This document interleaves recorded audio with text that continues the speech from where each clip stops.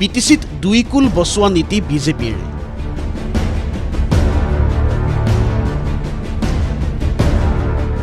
ছাব্বিছৰ অংকই ঘনে ঘনে সলনি কৰিছে বিজেপিৰ স্থিতি।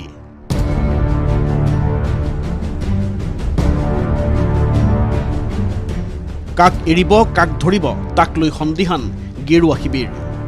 ছেপ্টেম্বৰত বিটিচি নিৰ্বাচন আৰু এই নিৰ্বাচনক লৈ বিজেপি যে চিৰিয়াছ তাত কোনো সন্দেহ নাই। মুখ্যমন্ত্ৰীয়েও কৈছে এই নিৰ্বাচনক বিজেপিয়ে চিৰিয়াছভাৱে লৈছে। কিন্তু মিত্ৰতাৰ ক্ষেত্ৰত কাক লৈ চিৰিয়াছ বিজেপি, UPPL নে BPF?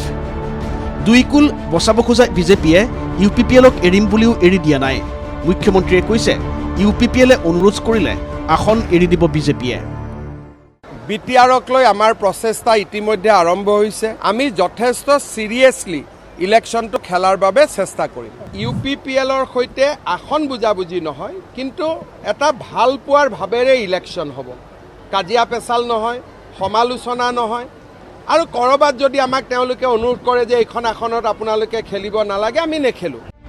প্ৰমোদ বড়োৰ সৈতে এনে কি সংঘাত হ'ল যে BTC দিছপুৰত মিত্ৰতা থকাৰ পাছতো মুখ্যমন্ত্ৰীয়ে বাট চাইছে প্ৰমোদ বড়োৰ এটা অনুৰোধলৈ। এই টুইষ্টৰ হাতৰ পিছত ভাগিলেও এইখিনি সময়ত মুখ্যমন্ত্ৰীৰ BPFলৈও যে দৰদ আছে সেয়াও স্পষ্ট হৈ পৰে। হাগ্ৰামা মহিলাৰ ক্ষেত্ৰতো আমাৰ শুভেচ্ছা আছে, কাৰণ তেওঁ আমাক ৰাজ্যসভাৰ ইলেকশ্যনত ভোট দিয়ে। গতিকে বড়ো ৰাজনৈতিক দলৰ লগত আমি সংঘাত নকৰোঁ। আমি আমাৰ ৰাস্তাত আগবাঢ়িম আৰু সকলোকে আমি বন্ধু হিচাপে লৈ আগবাঢ়িম। মুঠতে দুয়ো দলৰ সৈতে বিজেপিয়ে ছাঁ পোহৰৰ খেলখন যে খেলিছে তেনে অনুমানেই হয়। মুখ্যমন্ত্ৰীয়ে BPF UPPLক লৈ দুই কুল বৰ্তোৱাৰ কথা ক'লেও সভাপতি দিলীপ শইকীয়াৰ কথা অলপ সুকীয়া। সভাপতি শইকীয়াই ক'লে নিৰ্বাচন ঘোষণা হ'লে মিত্ৰতাকে ধৰি বহু সিদ্ধান্তৰ বাবে দলৰ কাৰ্যকৰ্তা দলৰ শুভাকাংক্ষীৰ মতামত ল'ব বিজেপিয়ে। নিৰ্বাচন যেতিয়া ডিক্লেয়াৰ কৰিব তেতিয়া আমি গোটেই বিষয়বিলাক চালি চাম। চালি চাই উচিত সিদ্ধান্ত ল'ম। BTR বাকী বিজেপিৰ কাৰ্যকৰ্তা, সমৰ্থক, শুভাকাংক্ষী, শক্তি, সামৰ্থ্য, খাদ্য, সাধন কেনেকুৱা আছে গোটেই আলোচনা কৰি আমি এটা আমাৰ ৰণকৌশল বা ৰণনীতি বা সিদ্ধান্ত আমি আপোনালোকৰ আগত ব্যক্ত কৰিমেই। সভাপতি দিলীপ শইকীয়াৰ উক্তি, পৰিৱৰ্তিত পৰিস্থিতিত সলনি হয় ৰাজনৈতিক দৃশ্যপট।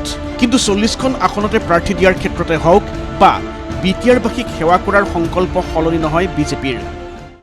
40টা সমষ্টিতেই ভাৰতীয় জনতা পাৰ্টীয়ে সংগঠন শক্তিশালী কৰি নিৰ্বাচনত নমাৰ আমাৰ পৰিকল্পনা আছে, আজিৰ দিনৰ পৰিকল্পনা। কিন্তু পৰিৱৰ্তিত ৰাজনৈতিক পৰিস্থিতি, আজি জুন মাহৰ 6 তাৰিখে কি ৰাজনীতি চলি আছে BTRত, আৰু অহা জুলাই মাহৰ বা আগষ্ট মাহৰ 6 তাৰিখে কি ৰাজনীতি হ'ব না আপুনি ক'ব পাৰে না মই ক'ব পাৰোঁ। ৰাজনৈতিক সমীকৰণবিলাক সলনি হৈ থাকে, ৰাজনৈতিক পৰিদৃশ্যবিলাক সলনি হৈ থাকে, কিন্তু BTRক সেৱা কৰাৰ সংকল্পৰ সলনি নহয়। BTRবাসীক সেৱা কৰাৰ সংকল্প সলনি নহয়। সেইটো বিজেপিৰ সংকল্প, সেইটো আমাৰ NDA চৰকাৰৰ সংকল্প। সেই সংকল্পকে আমি সন্মুখত লৈ আগবাঢ়িম। কিন্তু আকৌ এবাৰ কৈছোঁ যে 40টা সমষ্টিৰ 40টাতে আমি সংগঠনক যিমান পাৰোঁ তৃণমূল পৰ্যায়ত শক্তিশালী কৰাৰ কাৰণে আমি সৰ্বোচ্চ আমি জান প্ৰাণ লগাই আমি চেষ্টা কৰিম। ইফালে BTCক লৈ নেতৃত্বই কি কৰে নকৰে সেয়া বাদ দি নিজৰ কাম কৰি গৈছে দলীয় দায়িত্বত থকা নেতাই। এয়া ৰাতুল শৰ্মা। দলীয় দায়িত্বৰে BTCত সংগঠনৰ কাম কৰি গৈছে ৰাতুল শৰ্মাই।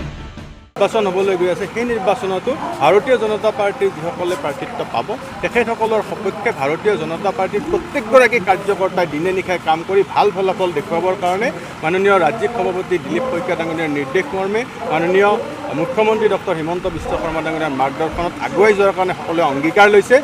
একে পণ একে আত্মবিশ্বাস দলটোৰ বুথ আৰু মণ্ডল পৰ্যায়ৰ কাৰ্যকৰ্তাৰো। আমি বিচাৰি আছোঁ সংগঠনৰ তৰফৰ পৰা আমাৰ যাতে প্ৰত্যেকটা পৰিষদীয় সমষ্টিত আমাৰ প্ৰাৰ্থী দিয়ে। আমি এইটো মানে দলীয় হিচাপে আমি তামোলপুৰ জিলা হিচাপে আমি ৰাজ্যিক কমিটিক আমি অনুৰোধ জনাইছোঁ। আমি যিহেতু BTCৰ প্ৰথম আমি নাগৰিজুলিত জয়যুক্ত হ'বলৈ সক্ষম হৈছিলোঁ আৰু সেই জয়ৰ দ্বাৰা অব্যাহত ৰখাৰ কাৰণে আমি এইবাৰো যথেষ্ট আমি আগ্ৰহী আৰু আমাৰ দলৰ কাৰ্যকৰ্তা বহুত উৎসাহী।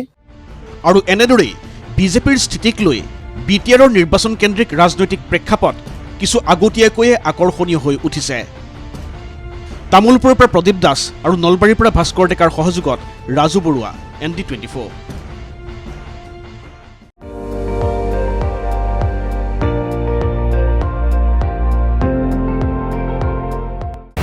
আপুনি চাই আছে ND24, সৰ্বশ্ৰেষ্ঠ নহয় সৰ্বোত্তমৰ দৌৰ।